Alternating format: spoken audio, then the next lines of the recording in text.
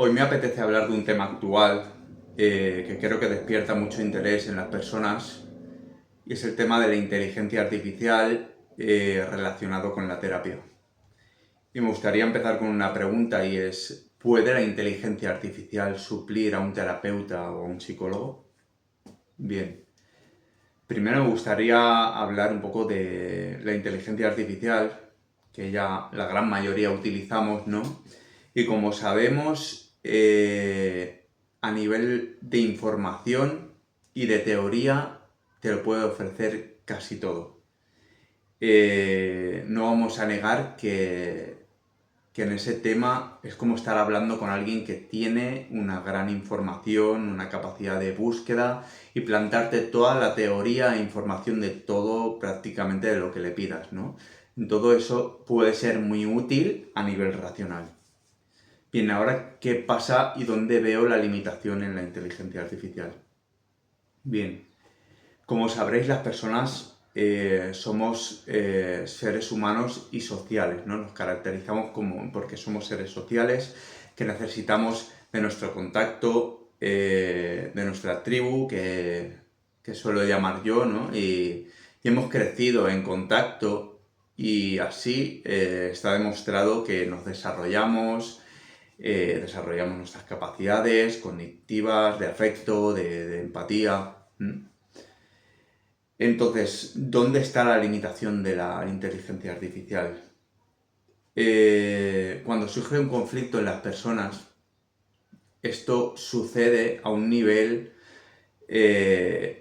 interno, digamos, a nivel emocional, corporal, de nuestro sistema nervioso. Lo habréis podido comprobar cuando tenéis un conflicto y algo se está doliendo, estáis empezando a sentir. Un conflicto, ya me refiero emocional, relacional, donde algo por ahí dentro os duele, ¿sí? ¿Qué pasa con ello? Os habréis dado cuenta que aunque tengáis la información a nivel racional de qué es lo que os está ocurriendo, qué es lo que os está sucediendo, incluso qué es lo que deberíais de hacer cuando algo a ese nivel interno os está doliendo y tenéis una crisis, la información a nivel racional no es capaz de sostener o aliviar ese dolor interno. Esto sucede porque los conflictos a nivel emocional y a nivel están en otra capa mucho más interna y es como estar a otro nivel.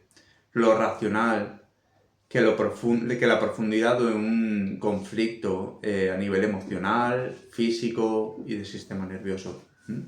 Por eso están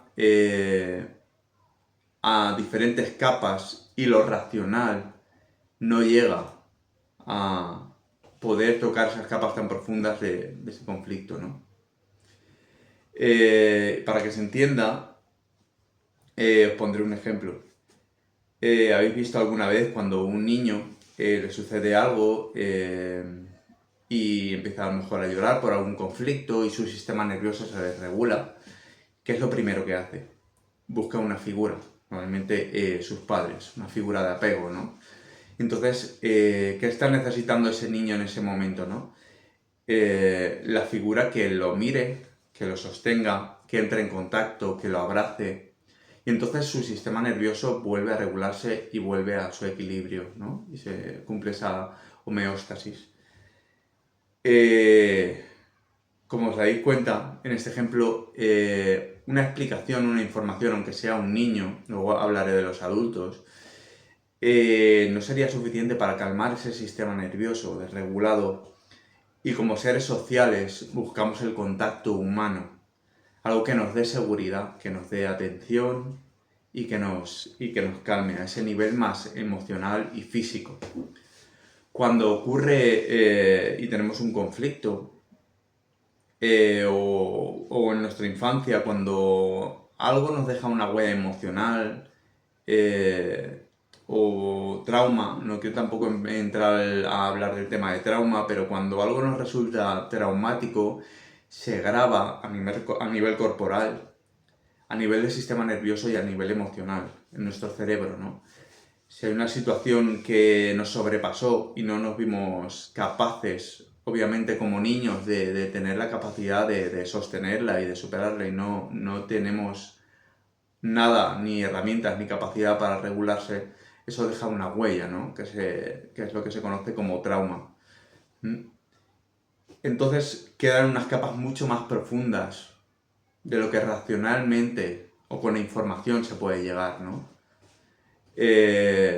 Por eso quería decir con esta explicación y con este ejemplo que la información, lo racional, jamás podrá llegar a esas capas tan profundas que nuestro sistema graba en una crisis o conflicto a nivel corporal, a nivel del sistema nervioso, a nivel de nuestro sistema emocional. Por eso muchas veces habréis vivido esta situación donde comprendéis perfectamente con información qué es lo que puede estar pasando, qué es lo que puede estar sucediendo, pero aún así os sigue doliendo y seguís en conflicto. Entonces una inteligencia artificial jamás podrá suplir que un terapeuta, cuando tú llegues a la consulta roto o desregulado tu sistema nervioso a nivel corporal te está doliendo, jamás podrá suplir la mirada de un ser humano. Que ese terapeuta te sostenga, te escuche, cuando te emociones, cuando tu herida se activa, sea capaz de comprenderte, de darte esa mirada, de guardar esos silencios cuando es necesario y de cogerte la mano si es necesario y saber que tienes a otro ser humano ahí sosteniéndote. Es una inteligencia artificial, pienso que jamás será capaz de suplir. Y los seres humanos nos sanamos, y más esos temas relacionales, porque normalmente los conflictos a nivel interno, o como el ejemplo que os he puesto de heridas relacionales en la infancia, de heridas de apego, porque como sabréis somos adultos con heridas de niño, porque nuestras heridas más profundas nacieron en la infancia, a un nivel profundo como os he explicado. Entonces lo racional jamás podrá llegar a esas capas. Una inteligencia artificial jamás podrá tener esa mirada con vosotros, esa escucha, ese contacto humano que los humanos necesitamos para restablecernos y encontrar nuestro equilibrio.